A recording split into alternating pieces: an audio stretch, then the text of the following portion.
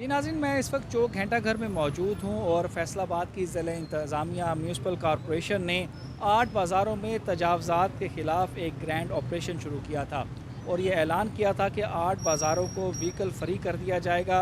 कोई मोटरसाइकिल अंदर नहीं आएगी, कोई गाड़ी अंदर नहीं आएगी। इसके अलावा तमाम तर जो तजावज़ात हैं उनका मुकम्मल तौर पर जो है वो ख़ात्मा कर दिया जाएगा। और ये ऑपरेशन गुज़िश्ता जो है 5 से 6 माह जो है वो चला है, लेकिन सूरत हाल बेहतर होने की बजाय अबतर ही होती गई है। अभी सूरत हाल ये है कि घंटा घर के 8 बाज़ारों के अंदर बेहंगम पार्किंग जो है वो मौजूद है। हर तरफ मोटरसाइकिलें लगी हुई हैं, कारें लगी हुई हैं, जबकि बाज़ारों के बाहर इससे ज़्यादा सूरत हाल जो है वो ख़राब हो गई है। पार्किंग के मसाइल जो है वो कम होने के बजाय बढ़ गए हैं। जो कारोबार है दुकानदारों का वो मुकम्मल तौर पर जो है वो ठप होकर रह गया है, क्योंकि रास्ते जो हैं वो 8 बाज़ारों के इन्होंने बंद किए हैं, लेकिन फिर भी जो मोटरसाइकिल हैं वो अंदर मौजूद हैं। इसके अलावा जो दुकानदार तजावज़ात के हवाले से बात करते हैं तो तजावज़ात अभी तक ख़त्म नहीं की गई और तजावज़ात भी बिल्कुल उसी तरह ही हैं और फुटपाथों पर चलना इंतहाई मुश्किल हो गया है। ख़ास तौर पर जो बाज़ारों के अंदर जो गोल बाज़ार हैं वहाँ पर तो जो सूरत हाल है वो बहुत ज़्यादा पैथेटिक है, बहुत ज़्यादा ख़राब है। और जो आम आदमी है वो तो बिल्कुल ही अब सोच ही नहीं सकता कि वो किस तरह जो है वो पैदल भी जो है वो इन बाज़ारों के अंदर से गुज़र सकेगा।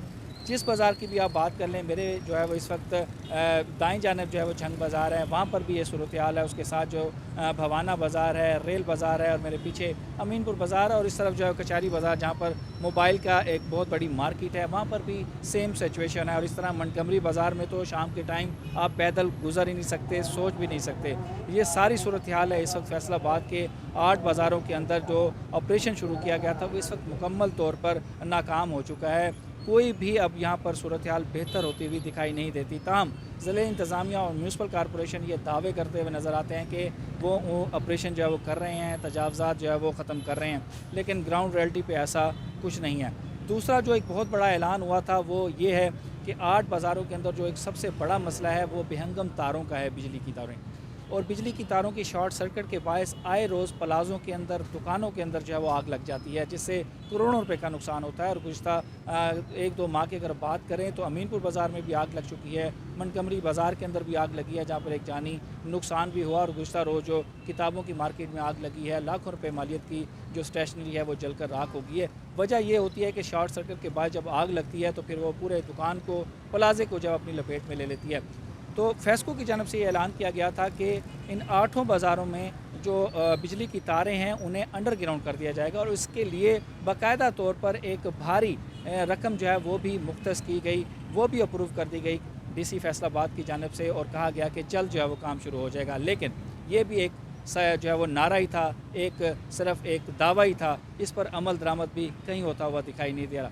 कहीं भी कोई काम जो है वो शुरू नहीं हुआ। खुदाई के हवाले से अगर काम होता, कोई वायरें डाली जा रही होती तो यकीनन हम इसका जो है वो ज़िक्र अपने इस व्लॉग में करते। लेकिन अभी सूरत हाल ये है कि बेहंगम तारें वैसे ही जो है वो परेशानी का बायस बनी हुई हैं, ना सिर्फ यहाँ के दुकानदारों के लिए बल्कि ऐसे रिहायशी इलाके जो इस घंटा घर के 8 बाज़ारों के अंदर रिहायशी जो घर हैं उनके लिए भी मसाइल पैदा कर सकते हैं। क्योंकि यकीनन जब आग लगती है तो फिर क्योंकि कंजस्टेड एरिया होता है, बाज़ारों के अंदर गाड़ियाँ जो है वो नहीं जाती, तो फिर आग बहुत ज़्यादा फैल जाती है जिसकी वजह से मसाइल पेश आते हैं।